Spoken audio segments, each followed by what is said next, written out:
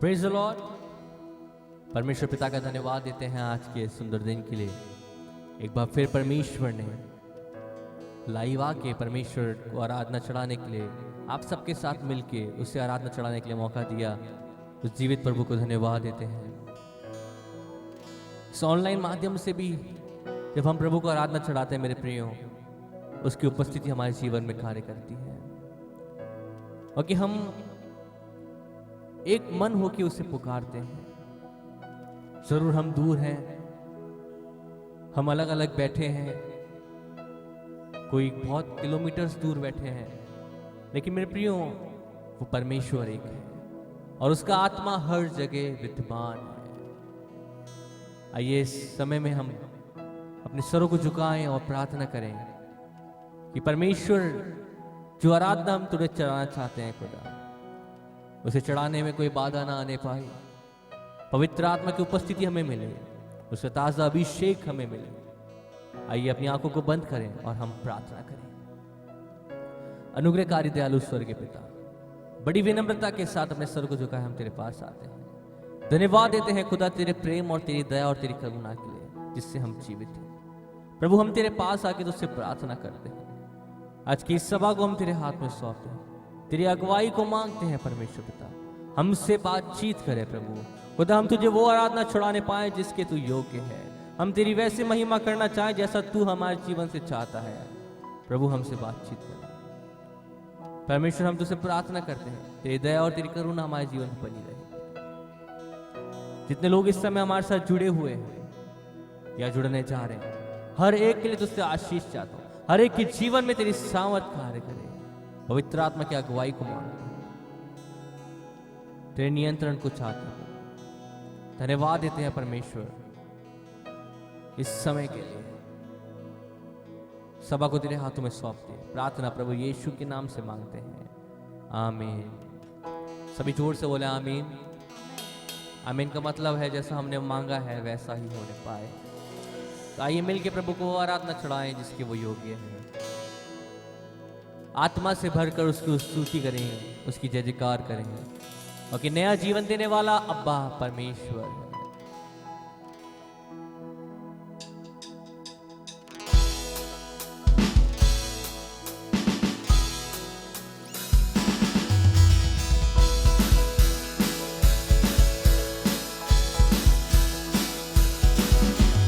मन मंदिर में यीशु आया, मन मंदिर में यीशु आया, दिल मेरा खुशियों से भर गया। मन मंदिर में यीशु आया, गाइए मन मंदिर में यीशु आया, दिल मेरा खुशियों से भर गया। ओ हालेलुया हालेलुया हालेलुया हालेलुया हालेलुया हालेलुया हालेलुया, गाओ हालेलुया हाँ हालेलुया, ओ हालेलुया हालेलुया हालेलुया।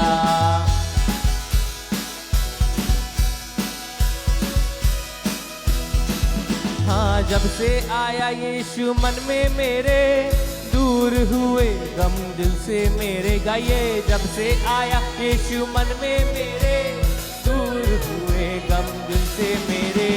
जब से आया यीशु मन में मेरे, दूर हुए गम दिल से मेरे। जब से आया यीशु मन में मेरे, दूर हुए गम दिल से मेरे।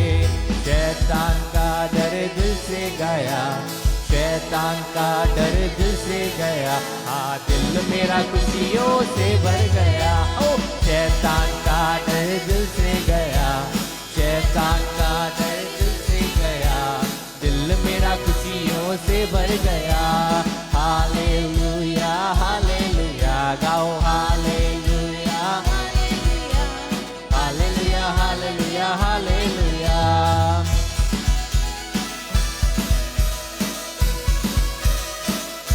ताली बजाते हुए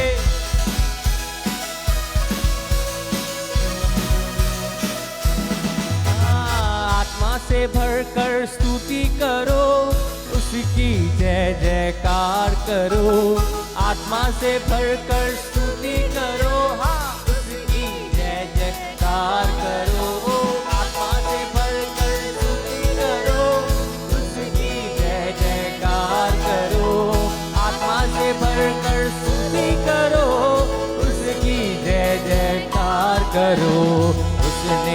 नया जीवन दिया, उसने नया जीवन दिया, दिल मेरा खुशियों से भर गया। उसने नया जीवन दिया, गाओ उसने नया जीवन दिया, दिल मेरा खुशियों से भर गया। हालेलुया हालेलुया हालेलुया, ओहो हालेलुया हालेलुया हालेलुया हालेलुया हालेलुया हालेलुया हालेलुया हालेलुया हालेलुया हालेलुया।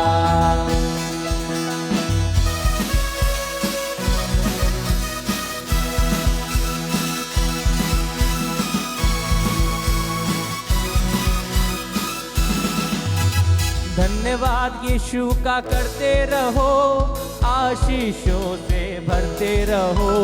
धन्यवाद यीशु का करते रहो, आशीषों से भरते रहो। हाँ धन्यवाद यीशु का करते रहो, आशीषों से भरते रहो। धन्यवाद यीशु का करते रहो, आशीषों से भरते रहो। मंदिर यीशु से भर गया, मंदिर यीशु से भर गया, दिल मेरा खुशियों से भर गया। हाँ मंदिर यीशु से भर गया, हाँ मंदिर यीशु से भर गया, दिल मेरा खुशियों से भर गया। हालेलुया, हाथों को हिला के हालेलुया हालेलुया हालेलुया हालेलुया, हाथों को उठा के गाएंगे हालेलुया। ओ गाओ हालेलुया हालेलुया हालेलुया हालेलुया हालेलुया, गाओ हालेलुया हालेलुया हालेलुया हालेलुया हालेलुया हालेलुया, ओ हालेलुया हालेलुया हालेलुया हालेलुया हालेलुया हालेलुया। बोलो यीशु मसीह की जय। हालेलुया। धन्यवाद यीशु का करते रहो और आशीषों से भरते रहो। जितना धन्यवाद उसका करेंगे उतना ही कम है।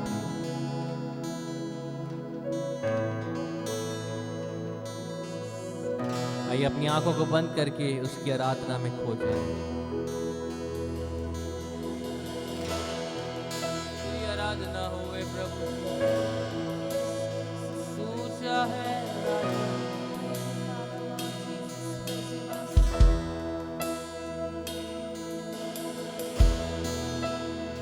तेरी जय जयकार हो।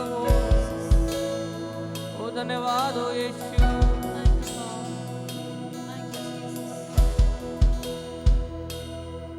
सीने से लगाएगा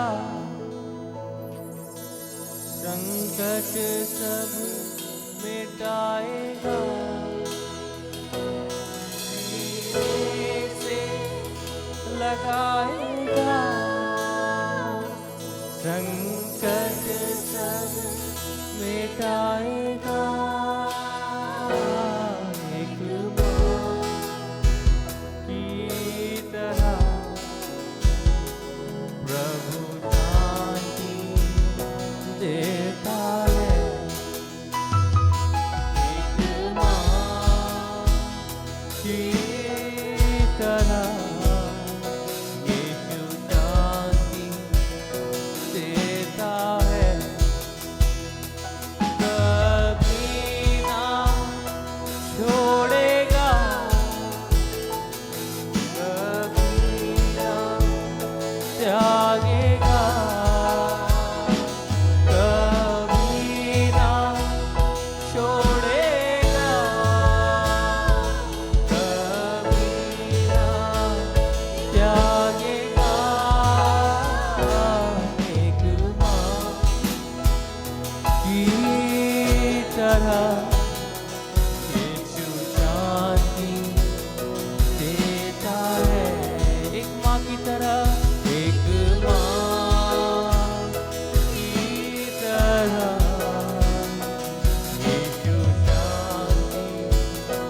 देता है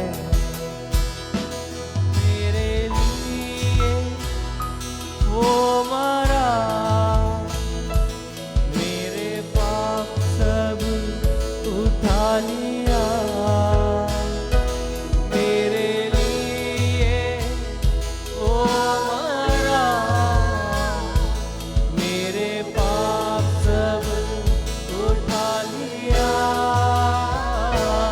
एक माँ की तरह यीशु शांति देता है।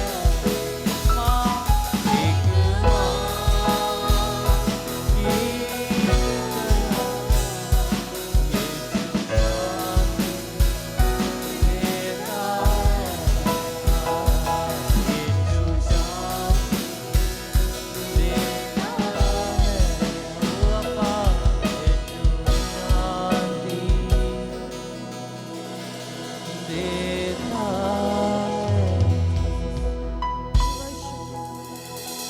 आपको मेरा परमेश्वर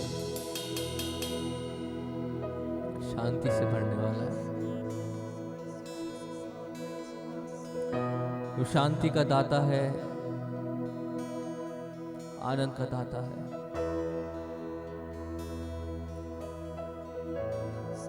We need to trust in him. हमें उस पर विश्वास करना है, उसके वचनों पे विश्वास करना है और उसके अनुसार अपने जीवन को चलाना है। ओ शांति देने वाले अब्बा, तेरी आराधना। आइए प्रभु के दास के द्वारा उस सामर्थ्य वचन को जो प्रभु ने हमारे लिए रखा है उसे सुने, और जब वो सुनते हैं विश्वास के साथ बैठे, अवश्य ये वचन हमारे जीवन में कार्य करेगा।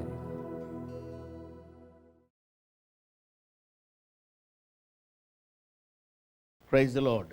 Mount Carmel church Ajmer YouTube channel से जुड़े हुए तमाम सब्सक्राइबर दर्शकों को आज शाम फिर एक और बार डेली ब्रेड कार्यक्रम में प्रभु यीशु मसीह के मधुर मीठे नाम से अभिनंदन करता हूं। आशा करता हूं आप अच्छे रहे होंगे और प्रभु ने आपको संभाला और दिन भर जय के उत्सव में लेके चला। और अब शाम का वक्त है कि हम परमेश्वर के वचन को भूख और प्यास के साथ बैठकर सुने।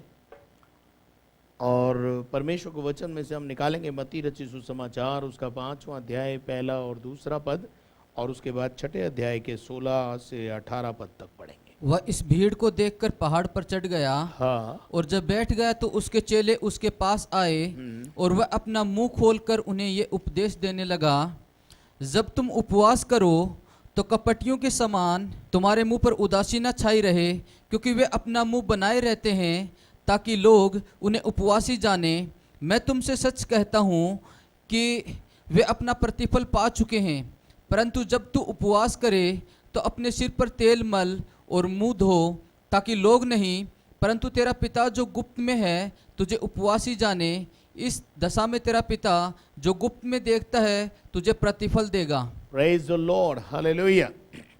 प्रभु यीशु मसीह जब अपने देह के दिनों में थे, बड़ी भीड़ यीशु मसीह के पीछे रहा करती थी। और एक दिन यीशु मसीह ने भीड़ को देखा तो पहाड़ की ओर अपना मुंह किया, और जब पहाड़ पर ऊपर चढ़ गया तो क्या देखा कि भीड़ सारी अपने घर जा चुकी थी, और केवल प्रभु यीशु मसीह के वो अनुयायी जो सचमुच में यीशु मसीह को प्यार करते थे, धर्म के भूखे और प्यासे थे, वो ही वहाँ पर पहुँचे। और उसके बाद जो है वो प्रभु के वचन के अनुसार अपने वचन को प्रभु यीशु मसीह वचन सिखाने लगा और अपना मुंह खोला और ये उपदेश देने लगा। और अलग अलग प्रकार से प्रभु यीशु मसीह ने मत्ती के 5वें अध्याय और मत्ती के 6ठे अध्याय के 15 पद तक अभी हमने देखा था कि किस प्रकार से हम प्रार्थना करते हैं।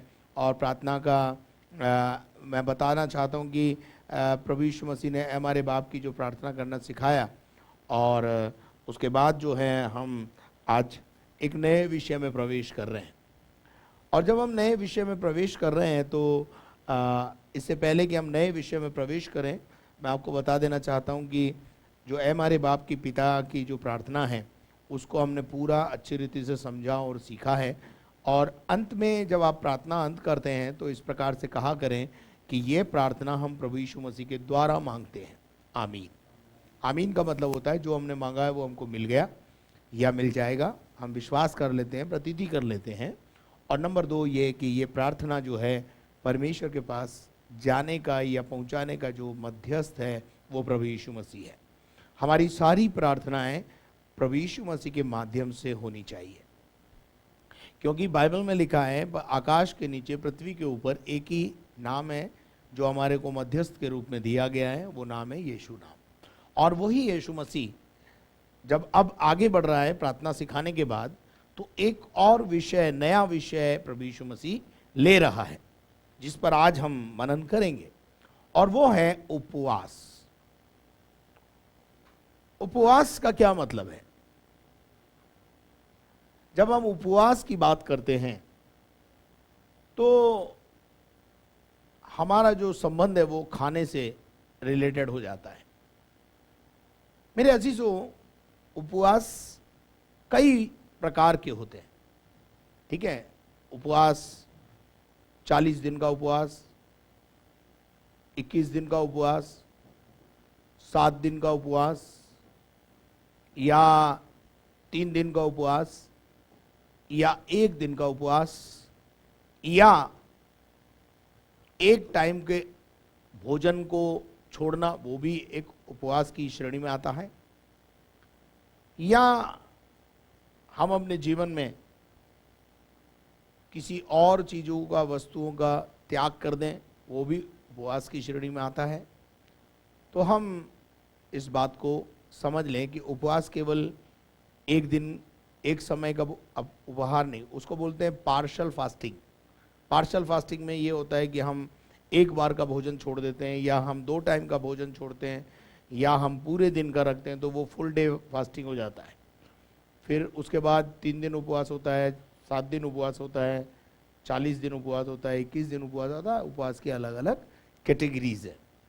तो बहुत सारे लोग होते हैं जो वन डे उपवास बड़ी मुश्किल से रख पाते हैं। कुछ लोग ऐसे भी हैं जो अपनी बीमारियों के कारण एक टाइम का भोजन का भी परित्याग नहीं कर पाते।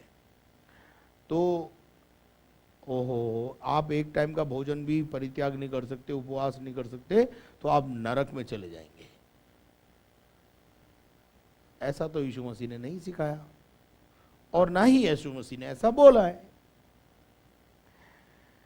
अब आज हम उपवास के बारे में बात करेंगे। यीशु मसीह उपवास के बारे में अपने चेलों को बता रहा है कि तो जब तुम उपवास करो तो तुम्हारा जीवन कैसा होना चाहिए। तो कपटियों की नाई तुम्हारे मुंह पर उदासी ना छाई हो। हम उपवास में जी हमारा चेहरा लंबा हो जाए और हम जो है बहुत गंभीर हो जाएं और सीरियस हो जाएं। आपको मैं बताना चाहता हूं कि जितना आप उपवास रखेंगे, हो सकता है कि आप पहले दूसरे दिन अपने अंदर शारीरिक कमजोरी को महसूस करेंगे, लेकिन आफ्टर सम टाइम आपका शरीर आपसे रोटी मांगना बंद कर देगा और आप शरीर में तो जरूर कमजोर होते चले जाएंगे, लेकिन आत्मा में आप बलवंत होते चले जाएंगे। आप कहेंगे ऐसा कैसे हो सकता है? मैं आपको उदाहरण बताता हूं बाइबल में से। मूसा 40 दिन और 40 रात पर्वत पर परमेश्वर की उपस्थिति में रहा। वहां बाइबल बताती है उसने ना तो कुछ खाना खाया ना पानी पिया। When we are in the presence of God, ये सब बातें हमारे लिए महत्व नहीं रखती। लोग खाने के लिए जीते हैं, पर प्रभु के लोग जीने के लिए खाते हैं। समझ में आया कुछ? लोग खाने के लिए जीते हैं, पर हम जीने के लिए खाते हैं। भाई जीना है इस दुनिया में तो खाना पड़ेगा, इसलिए हम खाते हैं। वरना हमें When we are in the presence of God, हम जब परमेश्वर की उपस्थिति में होते हैं तो हमें भूख का एहसास ही नहीं होता, क्योंकि परमेश्वर का वचन, उसकी उपस्थिति हमें ताकत देती है। और 40 दिन और 40 रात जब मूसा निराहार रहा और पर्वत पे रहा, और जब वो पर्वत पर से नीचे उतर रहा था तो आप उसके चेहरे से इतना तेज निकल रहा था। 40 दिन और 40 रात अगर आपको खाना नहीं दें, आपकी दशा क्या हो जाएगी?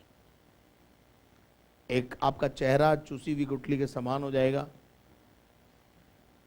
है ना? ऐसा हो जाएगा बिल्कुल, जैसे हम गुठली को चूस लेते हैं, सारा उसमें से अक्स निकल जाता है, हमारी दिशा खराब हो जाती है। लेकिन मूसा जब पर्वत पर से उतर रहा है तो लोग उससे बोल रहे हैं कि भाई तू एक काम कर, तेरे चेहरे से जो है बहुत तेज आ रहा है और तू इस तेज को जो है कपड़े से ढांप ले, क्योंकि हम तेरे उस तेज को देख नहीं पा रहे।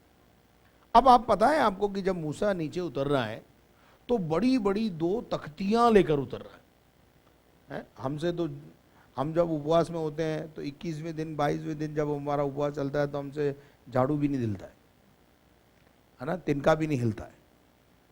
लेकिन मूसा जब 40 दिन के बाद उतर रहा है तो एक सामर्थी व्यक्ति बनकर उतर रहा है। दोनों हाथों के अंदर उसके क्या है? दोनों हाथों के अंदर उसके जो है वो तख्तियां हैं, पत्थर की तख्तियां, और उन भारी पत्थरों को लेकर, दोनों पत्थरों को लेकर पहाड़ पे से नीचे उतरना, सो ग्रेट। तो उपवास हमको आंतरिक रूप से बलवंत बनाता है। यीशु मसीह ने अपने देह के दिनों में कहा कि ये एक दुष्टात्मा चेले नहीं निकाल पाए, तो चेलों ने पूछा कि हे प्रभु, हम इस दुष्टात्मा को क्यों नहीं निकाल पाए? तो यीशु मसीह ने उनसे कहा ये जाति बिना उपवास और प्रार्थना के नहीं निकलती है ना। तो अब एक और बात मैं आपको बताना चाहता हूं कि गलत एक ट्रेडिशन हमारे समाज में है कि यीशु मसीह जब क्रूज से कलवरी पे चढ़ने वाला था, यानी यीशु मसीह को पता था कि अब मेरा समय आ गया है, तो यीशु मसीह ने अपने चेलों के साथ आखिरी जियाफत की। उपवास में नहीं गया। गुड फ्राइडे के पहले 40 दिन का रोजा होता है,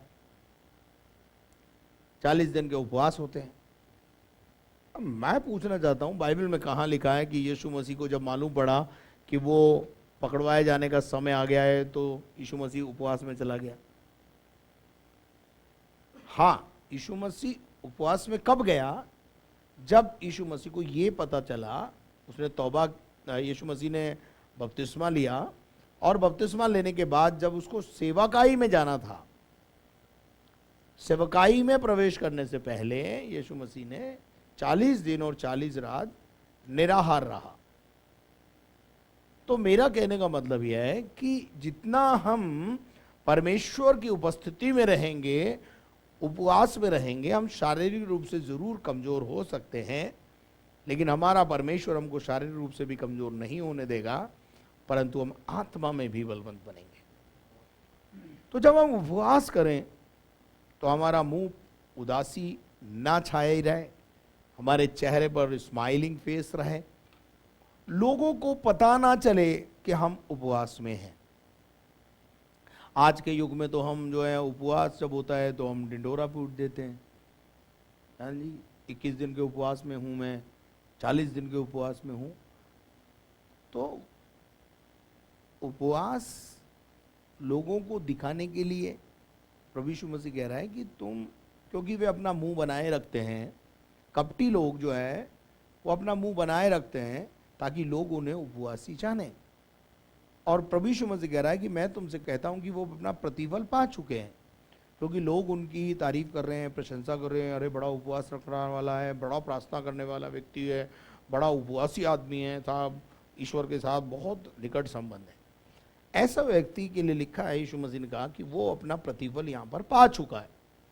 तो हम उस बात को देख रहे हैं कि यीशु मसीह आगे 17वें पद में क्या कह रहा है, पढ़े 17 पद पढ़े। परंतु जब तू उपवास करे परंतु यीशु कह रहा है कि जब तुम लोग मेरे चेले हो और जब तुम उपवास रखो तो क्या करना, तो अपने सिर पर तेल मल, अपने सिर पर तेल लगाए रखना और मुंह धो, अपना मुंह धोना, और ताकि लोग नहीं लोग नहीं, परंतु तेरा पिता जो गुप्त में है हाँ, तुझे उपवासी जाने। हाँ, अरे प्रभु चाहता है कि तुम्हारे चेहरे पर रौनक बनी रहे, तुम लोगों को दिखाने के लिए उपवास ना करें और लोगों को से प्रशंसा पाने के लिए उपवास ना करें, परंतु तुम जब उपवास में हो तो पड़ोसी को पता नहीं चलना चाहिए और तुम्हारा उपवास गुप्त में होना चाहिए। इस दशा में तेरा पिता जो गुप्त में देखता है हाँ, जो गुप्त वाला परमेश्वर है, जो गुप्त में देखता है, वो तुझे क्या देगा, तुझे प्रतिफल देगा। प्रतिफल देगा। हालेलुया। उपवास करना गलत नहीं है, परंतु उपवास का मतलब यह है stay in the presence of God, परमेश्वर के साथ एक संबंध या समय बिताना, ताकि उसकी सामर्थ को हम अपने जीवन में ले पाए, उसके स्वभाव को अपने जीवन में ले पाए। उपवास रख रहे हैं और लड़ रहे हैं, उपवास रख रहे हैं और लड़ाई झगड़ा कर रहे हैं, उपवास रख रहे हैं और हम बुराई में लगे हुए हैं, तो मेरे अजीजों, हम फिर प्रभु के लायक नहीं है। क्या आप मेरे साथ हैं? क्या आपको मेरी बात समझ में आ रही है? अगर आपको मेरी बात समझ में आ रही तो आप इस बात को अच्छी रीति से समझ लें कि परमेश्वर नहीं चाहता है कि आपके उपवास के बारे में लोगों को पता चले, लोग आपको उपवासी जाने, क्योंकि प्रभु चाहता है कि हम अपने परमेश्वर से उसका प्रतिफल प्राप्त करें। मेरे अजीजों, जिस प्रकार के उपवास से परमेश्वर प्रसन्न होता है, वो उपवास क्या है? चला हम आएंगे, हम निकाल के पढ़ेंगे यशायाह नबी की किताब और उसका 58वां अध्याय, और उस 58 अध्याय के हम पढ़ेंगे 3 पद से। वे कहते हैं क्या कारण है कि हमने उपवास तो रखा, हमने उपवास रखा, परंतु तूने इसकी सुधि नहीं ली, परंतु तूने उसकी सुधि नहीं ली। मेरे अजीजों, हम उसकी सुधि नहीं ले, परमेश्वर हमारी सुधि ना ले रहे। वे कहते हैं कि हमने उपवास रखा, परंतु तूने इसकी सुधि नहीं ली। परमेश्वर, हम तो भूखे रहे इतने दिनों तक, हमने उपवास रखा, परंतु तूने हमारे उपवास के दौरान हमारे जीवन में एक बार भी झांका भी नहीं। तेरी ना तो दया की दृष्टि हम पर हुई, ना उन उपवास का कोई प्रतिफल हमको मिला। इसलिए यशायाह नबी यहाँ पर कहता है कि क्या कारण है कि हमने उपवास रखा और तूने उसकी सुधि नहीं ली। वो कारण हमें मालूम होना चाहिए कि क्या कारण है कि हमारे उपवास रखने के बाद भी हमारे परमेश्वर ने हमारी नहीं सुनी। तो उपवास जो है वो भूख हड़ताल नहीं है, ध्यान रखना। जैसे हम दुनियावी तौर तरीकों से देखते हैं, सरकार को झुकाने के लिए लोग भूख हड़ताल पे चले जाते हैं, ऐसे ही विश्वासी भी परमेश्वर को अपने कंट्रोल में करने के लिए उपवास ना करें। आप अपने उपवास से परमेश्वर को अपनी मुट्ठी में कर लेंगे, ऐसा नहीं हो सकता है। हाँ, सरकार भूख हड़ताल के आगे घुटने टेकती है, लेकिन परमेश्वर कैसे उपवास से खुश होता है, यहां पर हम देखते हैं। हमने दुख उठाया, यशायाह कहता है हमने तो दुख उठाया, परंतु तूने कुछ ध्यान नहीं दिया। अरे तूने हमारी प्रार्थनाओं की और हमारे उपवास की प्रार्थनाओं की और ध्यान भी नहीं दिया। और सुनो, उपवास के दिन तुम अपनी ही इच्छा पूरी करते हो। प्रॉब्लम क्या है? हम उपवास के दिन में अपनी इच्छा पूरी करते हैं। प्रॉब्लम यह है कि हम उपवास के दिनों में परमेश्वर की इच्छा नहीं पूछते। देखिए, मरियम जो थी, प्रभु यीशु मसीह की जो मां मरियम है उसकी बात कर रहा हूं, उन दिनों में यह बात प्रचलन में थी कि एक कुंवारी गर्भवती होगी। इस वचन को सुनकर ना केवल मरियम, लेकिन मरियम के साथ और बहुत सारी कुंवारी लड़कियां उस अनुग्रह को मांगती होंगी कि हे प्रभु, वो सौभाग्य मुझे मिल जाए कि मैं यीशु की मां बन जाऊं। परंतु वो सौभाग्य उस कुंवारी मरियम को मिला जिसने अपना जीवन पवित्र जीवन जिया। शायद वो उपवास में भी रहती होगी इस काम के लिए, इस बात के लिए। अब जब प्रभु का दूत उसके पास आया तो उसने एक ही बात बोली कि देख, मैं प्रभु की दासी हूं और मुझे परमेश्वर के वचन के अनुसार होने पाए। I surrender my self. ये उसके शायद मरियम के उपवास प्रार्थना का जीवन के कारण वो अनुग्रह उसके ऊपर हुआ। तो हम भी इस बात को ध्यान रखें कि हम परमेश्वर के अनुग्रह को प्राप्त करने का प्रयत्न करें। Praise the Lord. तो हम देख रहे हैं कि यहां पर प्रभु का वचन कहता है कि उपवास के दिन तुम अपनी इच्छा पूरी करते हो और अपने सेवकों से कठिन काम कराते हो। उपवास के दिनों में हम अपनी इच्छा पूरी ना करें। उपवास में हम कहें, प्रभु दाई विल बी डन, तेरी इच्छा मेरे जीवन में पूरी हो। What you want from me. हम उपवास के दिनों में जब प्रार्थना करते हैं, अपनी लिस्ट परमेश्वर के सामने रखते हैं। प्रभु, मैं उपवास प्रार्थना में हूं और ये मेरी शर्त है, ये मेरी प्रार्थना है, ये मेरे निवेदन है। क्या हमने कभी ये कहा, प्रभु इन निवेदनों को, इन बातों को मैं अलग रखता हूं, इन उपवास के दिनों में मैं तेरी इच्छा जानना चाहता हूं, मेरे जीवन में तेरी इच्छा क्या है, तू मुझे क्या बनाना चाहता है। तू मुझे पास्टरीय सेवकाई में ले जाना चाहता है, तू मुझे इवेंजलिज्म के लिए इस्तेमाल करना चाहता है, तू मुझे और किसी काम के लिए इस्तेमाल करना चाहता है। क्या तेरी इच्छा क्या है मेरे जीवन में, तू मुझे बता। लेकिन हम क्या करते हैं, उपवास के दिनों में हमारे पास एक उपवास के एक विषय होता है, उद्देश्य होता है?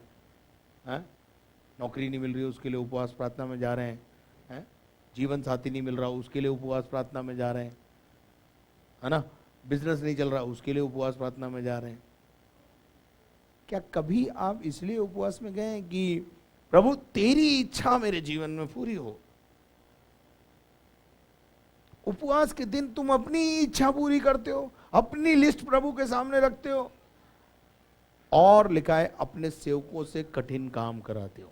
अब मैं आपको बताना चाहता हूं, और अपने सेवकों से कठिन काम कराते हो, इसका एक टाइपोलॉजी, एक मीनिंग आपको बताना चाहता हूं। अपने एटीट्यूड में कोई परिवर्तन नहीं लाते हैं। हम अपने सेवकों से, जो हमारे अधीनस्थ काम करने वाले हैं, उनके साथ जो हमारा व्यवहार है, एटलीस्ट उपवास के दिनों में भी कठोरता के साथ हम उनसे बात करते हैं। हमारा व्यवहार उन लोगों के प्रति, यहां जो बात लिखी है, इसका मीनिंग ये है कि हम अपने वर्कर्स के साथ, अपने कार्यकर्ताओं के साथ, अपने नीचे जो काम करने वाले कर्मचारी, हमारे घर में जो बाई आती है झाड़ू पोछा लगाने, हमारा व्यवहार उसके साथ कैसा है। मान जानती नहीं है आज मैं उपवास में हूं। अरे भाई, आप उपवास में हो तो बाइबल तो बोलती है अपने सेवकों के साथ भी एटीट्यूड ठीक रखो। उपवास में भी एटीट्यूड ठीक नहीं है, अपने सेवकों से उसी तरीके से डीलिंग चल रही है। अपने सेवकों से कठिन काम कराते हो, परमेश्वर को यह पसंद नहीं है। आगे सुनो, तुम्हारे उपवास का फल यह होता है, तुम्हारे उपवास का फल यह है कि तुम आपस में लड़ते और झगड़ते। लो साहब, आपस में क्या चल रहा है? उपवास प्रार्थना में, फास्टिंग प्रेयर में भी लड़ाई झगड़े बरकरार है। हो सकता है प्रार्थना के समय को लेकर के परेशानी है। अभी एक परेशानी थी कि इस डेली ब्रेड का टाइम बदलो,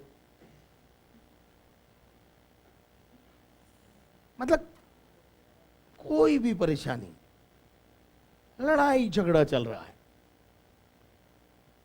सासू मां उपवास में है, सासू मां उपवास में है आज, और बहू से सुबेरे से पंगा हो रहा है।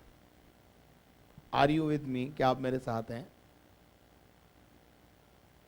हम उपवास में हैं और पड़ोसी से झगड़ा हो रहा है। और क्या लिखा है मालूम है? तुम्हारे उपवास का फल यह है कि तुम आपस में लड़ते और झगड़ते और दुष्टता से घूंसे मारते हो। आजकल घूंसे कैसे मारते हैं? देखिए, एक जमाना था ऐसा मुक्का बांध के हम लड़ते थे, ठीक है? उसके बाद मुंह से लड़ते हैं, घूसा मुंह से भी मारते हैं, है ना? मुक्के मारते हैं मुंह से इस जुबान से मुक्के मारते हैं। आजकल इन दोनों का ट्रेंड खत्म हो गया है। आजकल उंगली और अंगूठों से ठौसा मारते हैं। है कौन? उपवास करने वाले व्यक्ति। इसको एक तरीके का वार हो रहा है इस इंस्ट्रूमेंट से। नेट और इंटरनेट को परमेश्वर की महिमा के लिए इस्तेमाल करो, ना कि इनसे एक दूसरे की बुराई, लड़ाई झगड़ा, क्रोध फरोध, विरोध विधर्म ये उत्पन्न होते हैं। आजकल जो है, जो लड़ाइयां हो रही है वो साइबर कैफे के माध्यम से हो रही है, साइबर के माध्यम से हो रही है, इस इंस्ट्रूमेंट के माध्यम से हो रही है। गलत सलत पोस्ट करना, आरोप लगाना। आजकल मुंह से नहीं लगाते, आजकल इसमें डाल देते हैं, फेसबुक पे डाल दिया, या आजकल जो है इससे झगड़ा चल रहा है, बिना बोले झगड़ा चल रहा है क्या? उपवास में है ब्रदर, मेरा उपवास है आज, और 100 पोस्ट सुबह से अब तक लड़ाई झगड़े के हो चुके हैं। दुष्टता से घूंसे मारते हो। जैसा उपवास तुम आजकल रखते हो उससे तुम्हारी प्रार्थना ऊपर नहीं सुनाई देंगी। जैसा उपवास तुम आज तक रखते हो, आजकल रखते हो, ऐसे उपवास से तुम सोचते हो तुम्हारी प्रार्थना ऊपर पहुंच जाती है। मैं तो कहता हूं ऊपर छोड़ आपकी छत को नहीं फाड़ सकती। प्रभु का वचन यहां पर हमें समझाता है कि ये बातें हमारे जीवन में उपवास के दिनों में, मैं तो कहता हूं उपवास को छोड़ो, आपके साधारण दिनों में भी आपके जीवन में ये नहीं होनी चाहिए। लेकिन कई विश्वासियों का तो लाइफ ये है कि उपवास रखते हुए लड़ाई झगड़ में समय गुजर जाता है। उपवास रखे हुए हैं और बहू और सास का दिन भर वार चल रहा है, एक विश्वासी दूसरे विश्वासी से वार कर रहा है, काई में इसमें आपस में लड़ रहे हैं। अरे बाइबल बोलती है तुम्हें किसी पर दोष देने का कारण हो तो तुम सह लो, नहीं बोलती है क्या? है कुलुस्सियों 3:12 पढ़ लेना। तुम प्रभु के चुने हुए हो तो प्रभु के चुने हुओं की नाई एटीट्यूड करो, व्यवहार करो, एक्ट करो। उपवासी हो तो उसी के समान एक्ट होना चाहिए हमारा। भूखे मरने से कोई फायदा नहीं है। लिखा है, देखिए कुलुस्सियों 3:12 में, इसलिए परमेश्वर के चुने हुओं के समान जो पवित्र और प्रिय हैं, बड़ी करुणा और भलाई और दीनता और नम्रता और सहनशीलता धारण करो। वहां भी हमने क्या पढ़ा? उपवास में तुम्हारे बीच में लड़ाइयां हैं, झगड़े हैं, फसाद हैं, बैर भाव चल रहा है। इसके बिल्कुल, इस आयत के बिल्कुल अपोजिट है। यहां पर हम सुनो, तुम्हारे फल उपवास के अंदर उसका फल यह है कि तुम आपस में लड़ते झगड़ते और दुष्टता से एक दूसरे को घूंसे मारते हो, और ऐसा उपवास तुम रखते हो, और ऐसा उपवास की प्रार्थनाएं ऊपर नहीं जाती हैं। परमेश्वर के चुने हुओं की नाई प्रिय पवित्र बड़ी करुणा और भलाई और दीनता और नम्रता सहनशीलता धारण करो। और यदि आगे लिखा है, यदि तुम में से किसी को कोई दोष देने का कारण हो तो एक दूसरे की सह लो। एक दूसरे की सह लो, फॉरगिवनेस, सहनशीलता धारण करो, एक दूसरे की सह लो, और एक दूसरे के अपराध क्षमा करो। और एक दूसरे की गलती अगर हो गई है तो क्या करो, क्षमा करो, क्षमा करो, क्षमा करो। मेरे अजीजों, एक बहुत बड़ी बात जो मैंने समझी है वो मैं आपको बताना चाहता हूं। पतरस यीशु मसीह से आके पूछ रहा है, मैं अपने भाई को कितनी बार माफ करूं? यीशु ने कहा, भाई बाइबल में क्या लिखा है? तो बोला 7 बार। तो बोले 7 के 70 कर। ठीक है। अब हम क्या बोलते हैं मालूम है? ओके पाजी साहब, वो आके मुझसे माफी मांगेगा तो मैं उसे माफ कर दूंगा। है किसके follower? We all are a follower of Christ. अब मैं आपको यहां पर एक स्ट्रेटेजी बताना चाहता हूं, आप सुनने के लिए तैयार हैं? सुनिए। यीशु मसीह क्रूस से कलवरी पर था। उससे पहले यीशु मसीह को कोड़े मारे गए, बेतें मारी गई, उसके सर पर कांटों का ताज रखा गया और क्रूस से कलवरी के ऊपर उसको ठोक दिया गया। और बड़ी भीड़ जो थी वो चिल्ला चिल्ला के कह रही थी नीचे से, इसे क्रूस पे चढ़ाओ, इसे क्रूस पे चढ़ाओ, इसे क्रूस पे चढ़ाओ। कौन थे जो ऐसा बोल रहे थे? वही भीड़ थी जो यीशु मसीह के पीछे रोटियां के लिए दौड़ती थी, चमत्कारों को देखने के लिए दौड़ती थी। यीशु मसीह ने जब मुर्दे लाजर को जलाया तो बड़ी भीड़ यीशु मसीह के पीछे हो ली कि लाजर को देखे और यीशु को भी देखे। इस भीड़ में वो लोग भी शामिल थे जिनको यीशु मसीह ने चंगाई की, यीशु मसीह ने उनको कोड़ियों को शुद्ध किया। ये मिली जुली भीड़ थी और इस भीड़ में से आवाजें आ रही थी, इसे क्रूस पे चढ़ाओ, इसे क्रूस पे चढ़ाओ। मैं आपसे पूछना चाहता हूं कि जिसे क्रूस पर चढ़ाया गया उस प्रभु यीशु मसीह ने लोगों के बिना माफ किए हुए लोगों को माफ किया। मुझे कोई बताएगा कि कितने सैकड़ों लोगों ने वहां पर जो क्रूस के नीचे थे यीशु से कहा, हे प्रभु हमें माफ कर दे? एक भी आवाज ऐसी आई हो तो बता दो। मसीहत हमको बिना माफी मांगे माफ करने की प्रेरणा देती है, सिखाती है। वो आएगा, मैं उससे माफी मांगेगा, 70 बार आएगा तो मैं माफ करूंगा, ठीक है। पर यीशु मसीह ने इससे बड़ा एग्जाम्पल दिया है। आपको समझ में आ रही हो तो ठीक है, नहीं आ रही हो तो कोई बात नहीं, मेरे को कोई दिक्कत नहीं है, पर मैंने तो इस बात को समझा है।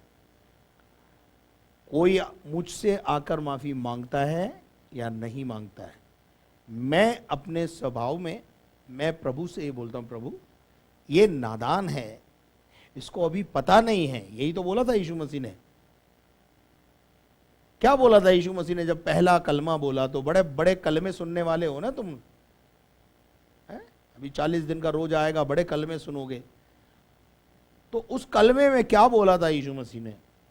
हे परमेश्वर पिता इन्हें माफ कर, क्योंकि ये जानते नहीं है कि ये क्या कर रहे हैं, नादान हैं, इसीलिए तो आवाज उठा रहे हैं, इसीलिए तो बोल रहे हैं, इसीलिए तो इन्होंने मेरा हाल ये कर दिया है, ये जानते नहीं है। मेरे अजीजों, बहुत सारे लोग अननोन है, वो जानते नहीं है कि परमेश्वर के दास को छूना, परमेश्वर के खिलाफ बोलना, क्रिश्चियनिटी के खिलाफ बोलना, मसीहत के खिलाफ बोलना, मसीह के खिलाफ बोलना कितना खतरनाक है। उस खतरनाक अपराध के लिए यीशु मसीह ने क्रूस पे से बोला है, प्रभु माफ कर दे इनको, क्योंकि अगर ये सजा के हकदार हो गए, मेरा प्राण जाने से पहले अगर मैंने इनको माफ नहीं किया तो ये सब नरक के वासी हो जाएंगे। और इसलिए मेरे यीशु मसीह ने बिना माफी मांगे सबको माफ कर दिया। अब मैं भी विश्वासियों से यही कहना चाहता हूं, एक दूसरे के अपराध क्षमा करो। जैसे प्रभु ने तुम्हारे अपराध क्षमा किए हैं वैसे ही तुम भी करो। मेरे अजीजों, बिना माफी मांगे अपराध क्षमा करने की प्रैक्टिस में एक विश्वासी का हमेशा प्रैक्टिस होनी चाहिए। क्या आप मेरे साथ हैं? क्या आप मेरी बात को समझ रहे हैं? कि आपको यह प्रैक्टिस हो जानी चाहिए कि आप एक दूसरे की सह लें, एक दूसरे के अपराध क्षमा करें। जैसे प्रभु ने हमारे अपराध क्षमा किए वैसे ही हम भी एक दूसरे के अपराध क्षमा करें। हम जब उपवास करें तो हमारे एटीट्यूड को चेंज करें। मैंने देखा 40-40 दिन के उपवास रखने के बाद भी, मात्र रत्ती भर भी उपवास के प्रार्थना के बाद भी लोगों के जीवन में परिवर्तन नहीं आता। ऐसे उपवास का क्या लाभ है? बहुत सारे पासबान सेवक 40 दिन का उपवास, 21 दिन का उपवास रखने के बाद भी, उपवास के दिनों में भी मैंने पादरी साहब को विश्वासियों से और विश्वासियों को पादरी से लड़ते हुए देखा। इन the time of fasting and prayer, उपवास के दिनों में भी क्षमा नहीं है उनके लाइफ में, तो जर्नल दिनों में जब वो उपवास में नहीं होंगे तब वो क्या हाल करते होंगे अपने सहकर्मियों का। तो जिस उपवास से प्रभु प्रसन्न होता है वो ये है कि तुम परमेश्वर के पवित्र और चुने हुओं की नाई एक दूसरे के अपराध क्षमा करो। एक दूसरे के ऊपर दोष देने का कोई कारण हो तो क्या करो? तुम सह लो।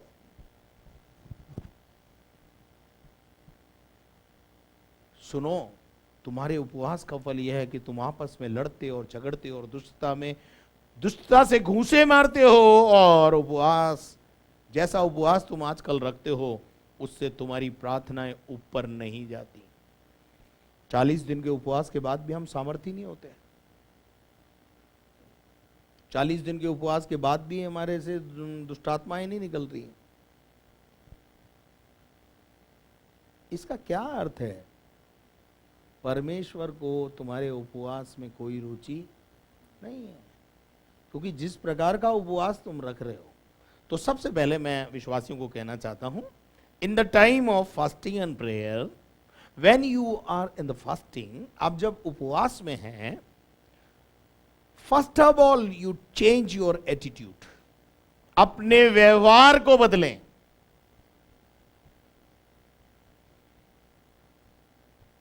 देखिए, एक बहुत पुराना गीत है जो मैं अक्सर बोल देता हूं, लाइन 2 लाइन बोल देता हूं। भेष बदला क्या हुआ, दिल को बदलना चाहिए, और 1-2 बातें नहीं सब कुछ बदलना चाहिए। भेष बदला, भेष का मतलब होता है कपड़ा। कपड़ा बदलने से कुछ नहीं होगा, आडंबर करने से कुछ नहीं होगा। उपवास का आडंबर मत करो। अगर उपवास रखना है तो हृदय की गहराई से अपने आप को उपवासी समझो, अपने आप को मरा हुआ समझो। प्रभु का वचन कहता है, लेखक बोलता है, भेष बदला क्या हुआ, दिल को बदलना चाहिए, और 1-2 बातें नहीं सब कुछ बदलना चाहिए, और सब कुछ बदलने के लिए यीशु से मिलना चाहिए। First of all we have to change our attitude, then you fast. और जब आप अपने बदले हुए व्यवहार के साथ, एक परिवर्तन के साथ, नम्रता के साथ, सहनशीलता के साथ, धीरज के साथ, करुणा के साथ जब उपवास में जाएंगे, आपकी प्रार्थनाएं ऊपर तक जाएंगी, और आपकी प्रार्थनाओं के उत्तर लेकर स्वर्गदूत नीचे आएंगे। आपकी प्रार्थनाओं के उत्तर आपके द्वार पर खड़े हुए दिखाई देने लगेंगे। आप मांगेंगे नहीं, उससे पहले परमेश्वर आपके लिए करने लग जाएगा। लेकिन कैसा उपवास है आपका? कैसे उपवास में आप फंसे हुए हैं? हर एक विश्वासी को मैं कहना चाहता हूं, अपने जीवन में पार्शल उपवास रख लो। गाली बकना छोड़ो। विश्वासी को जब गुस्सा आता है तो पत्नी को धे गाली बोलता है। तू काय का विश्वासी है रे? तू विश्वासी नहीं है, विश्वासी है।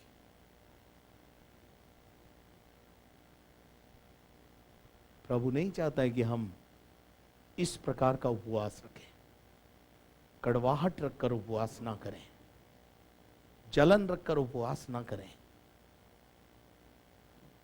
उपवास से पहले देखिए, जब जब राजा लोग उपवास करते थे वो अपना राजकीय वस्त्र उतारते थे।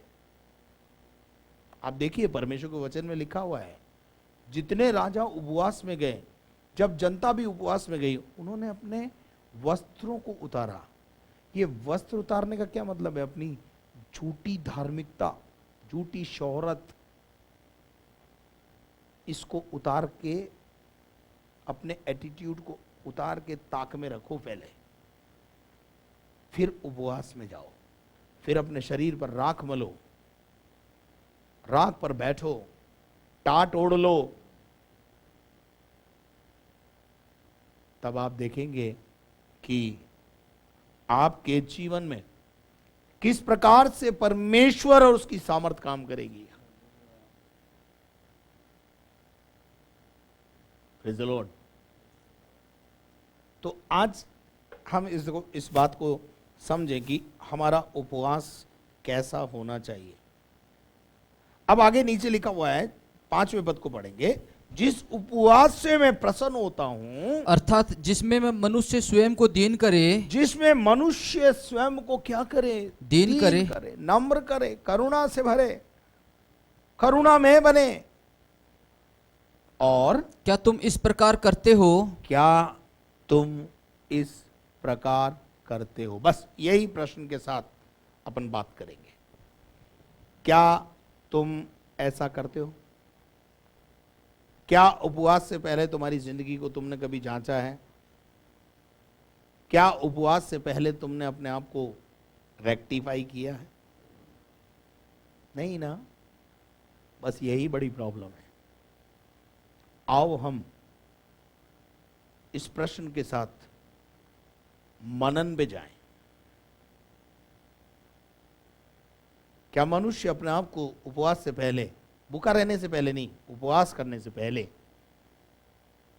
अपने आप को दीन बनाता है, अपने रिश्ते सुधारता है? बड़ा उपवास करती है सासू मां, बहू को पीटती हैं। अब चलो मुक्के से नहीं पीटती हैं, जुबान से पीटती हैं। चलो जुबान से नहीं पीटती हैं, आजकल इससे पीटते हैं। मेरे प्रियो, प्रभु इस प्रकार के उपवास को पसंद नहीं करता है। नीचे लिखा है, आगे लिखा है, क्या सिर को झाऊ के समान झुकाना, हाँ, अपने नीचे टाट बिछाना, हाँ, और राख फैलाना ही को तुम उपवास? क्या यही उपवास का एक तरीका है? देखिए, जो उपवास का तरीका राजाओं का मैंने अभी आपको बताया, उसका अर्थ यह है कि राजाओं ने अपने आप को राजा नहीं माना, उस समय अपने आप को दीन कर दिया, हम्बल देमसेल्फ। लेकिन हम ये सब रखकर उपवास करते हैं, हम कड़वाहट रखकर उपवास करते हैं, हम जलन हसद कुड़न रखकर प्रचार उपवास करते हैं। एंड ये प्रभु को पसंद नहीं है। सिर को झाऊ की नाई झुकाना, अपने नीचे टाट बिछाना, राख फैलाने हुई को तुम उपवास और यहोवा को प्रसन्न करने का दिन कहते हो। मेरे अजीजों, वो समय गया जब राजाओं की तरह उपवास रखने के लिए प्रभु आपसे कह रहा है। पर आज आपकी मन की तैयारी, अब मन से कितना तैयार है? आइए आज शाम उपवास के बारे में अभी हम और देखेंगे, लेकिन इससे पहले हम अपने आप को आज सर को झुकाएं और प्रभु से कहें, प्रभु सचमुच में आज के बाद जब मैं उपवास रखूंगा या रखूंगी तो सबसे पहले अपने एटीट्यूड को ठीक करूंगी, और उसके बाद ही उपवास में जाऊंगी। वरना मैं आपसे कहना चाहता हूं, क्यों भूखे मर रहे हो? खूब अच्छे से खाओ, आराम से रहो। लेकिन अगर उपवास में जाना है तो उसका उद्देश्य आपके जीवन में क्लियर होना चाहिए, और जाने से पहले आपके जीवन में तैयारी होनी चाहिए। जिस प्रकार की तैयारी परमेश्वर का वचन कह रहा है और चाहता है परमेश्वर, वो प्रकार का उपवास हम अपने जीवन में करें। वरना भूखे रह करके परमेश्वर के सामने भूख हड़ताल करने से कोई लाभ नहीं होगा। आइए आज शाम अपने जीवन को समर्पित करें, प्रार्थना करें।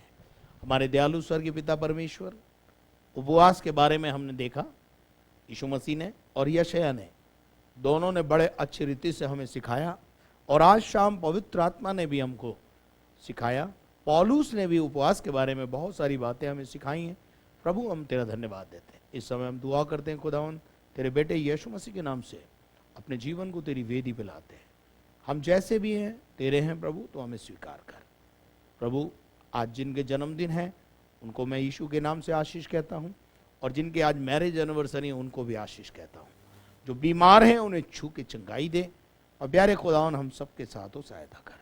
सारा आदर, मान, सम्मान, गौरव तुझे देते हुए प्रार्थना को यीशु मसीह के नाम से मांगते हैं, आमीन। और अब हमारे खुदावन यीशु मसीह का फजल, खुदा बाप की मोहब्बत, पाक रूह की रिफाकत और शराकत अब से लेकर हमेशा तक हमारे साथ बनी रहे, और हम सब बोले आमीन। Praise the Lord. प्रभु को धन्यवाद। आज शाम परमेश्वर के वचन को आपने सुना है, धन्यवाद देता हूँ। और इस समय विशेष तौर से मैं प्रार्थना करता हूँ, निवेदन करता हूँ कि यदि आपने हमारे चैनल को सब्सक्राइब नहीं किया है तो सबसे पहले आप उसे सब्सक्राइब करें, और उसको बेल आइकॉन को दबाएं, शेयर करें, लाइक करें, और साथ में यदि आप अपने प्रार्थना के निवेदन देना चाहते हैं तो प्रार्थना टावर के नंबर हमारे स्क्रीन पर हैं, उसका इस्तेमाल करें। और यदि आप हमारी सेवकाई में किसी प्रकार से मदद करना चाहते हैं तो प्रार्थना के साथ, और यदि आप धन दे करके हमारी सेवकाई को और आगे बढ़ाना चाहते हैं और चाहते हैं कि डेली ब्रेड कार्यक्रम भी और चलता रहे, तो कृपया हमारे बैंक डिटेल्स को ज़रूर आप इस्तेमाल करें और उसमें सहयोग करें। Thank you very much and may God bless you. कल शाम 6 बजे फिर आपके साथ मुलाकात करेंगे। तब तक के लिए घर में रहें, सुरक्षित रहें, बिना काम घर से बाहर ना निकलें। धन्यवाद।